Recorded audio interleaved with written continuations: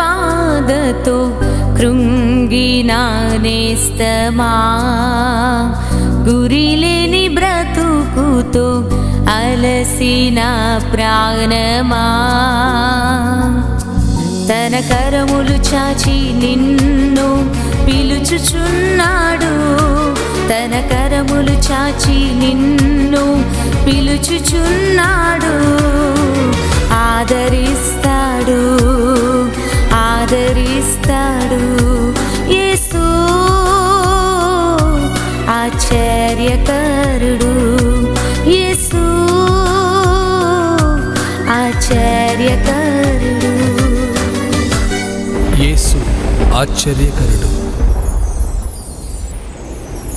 Praise the lord. యేసు ఆశ్చర్యకరుడు అనుదిన వాగ్దానం. ఈరోజు దేవుని వాక్యాన్ని చదువుకుందాం. ఎస్తేరు గ్రంథం 5వ అధ్యాయం 6వ వచనాన్ని చదువుతున్నాను. నీ కోరిక ఏమిటి, అది నీకు అనుగ్రహింపబడును. దేవునికి మహిమ కలుగును గాక. రాజు ఎస్తేరు తన ఎదుటికి వచ్చినప్పుడు, రాజు ఎస్తేరుని చూసినప్పుడు దయ కలిగింది. అప్పుడు రాజు అంటున్నాడు, అమ్మా నీ కోరిక ఏంటి అని రాజు ఎస్తేరుతో మాట్లాడుతున్నాడు. అవును, ఎస్తేరు తన ప్రజలైన యూదులందరినీ హామాను చేతిలో నుండి రక్షించడానికి దేవుని సన్నిధిలో ప్రార్థన చేసి రాజు యొద్దకు వెళ్ళినది. ఆమె యొక్క కోరిక అంటే తన ప్రజలను కాపాడుకోవాలన్న ఉద్దేశంతో రాజు యొద్దకు ఎస్తేరు వెళ్ళినది. ఎప్పుడైతే ఎస్తేరు రాజు యొద్దకు వెళ్ళిందో, రాజు ఎస్తేరుని చూసినప్పుడు దయగలిగింది గనుక రాజు అంటున్నాడు, అమ్మ నీ కోరిక ఏంటి, అది నీకు అనుగ్రహించబడుతుంది అని. ఎప్పుడైతే ఆ ఒక రాజు మాట చెప్పాడో, ఆ తర్వాత దేవుని బిడ్డలారా, ఏదైతే ఎస్తేరు కోరుకుందో, తన ప్రజలు తన కుటుంబం కాపాడబడాలని కోరుకుందో, అదే విధంగా హామాను చేతిలో నుండి వారు విడిపించబడడం మనం చూస్తున్నాం. అవును, ఈరోజు దేవుని వాక్యాన్ని వింటున్న నీ కోరిక ఎస్తేరు లాంటి ఉత్తమమైన ఆలోచన, ఉత్తమమైన కోరికతో ఉండి, ఇదిగో నా కుటుంబము రక్షించబడాలి, సాతాను చేతిలో నుండి విడుదల పొందాలి, నేను రక్షించబడాలి అని కోరికతో దేవుని సన్నిధిలో నువ్వు వేడుకుంటూ ప్రార్థిస్తున్నావా?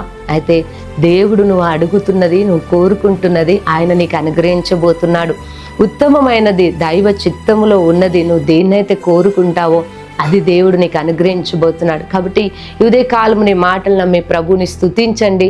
మీ కోరికను ఆయన తీర్చబోతున్నాడు. మీరు కోరుకున్నది ఆయన మీకు అనుగ్రహించబోతున్నాడు. మీ పిల్లల ఫ్యూచర్ విషయం కావచ్చు, మీ విషయం కావచ్చు, మీ కుటుంబ విషయంలో ఉత్తమమైనది దైవ చిత్తములో ఉన్నదాన్ని నువ్వు అడుగుతుండగా దేవుడు నీకు అనుగ్రహించబోతున్నాడు. కనుక ఈ మాట నమ్మి ప్రభుని స్తుతించండి. మీ కొరకు చిన్న ప్రార్థన చేస్తాను. సర్వశక్తి గల దేవా స్తోత్రం.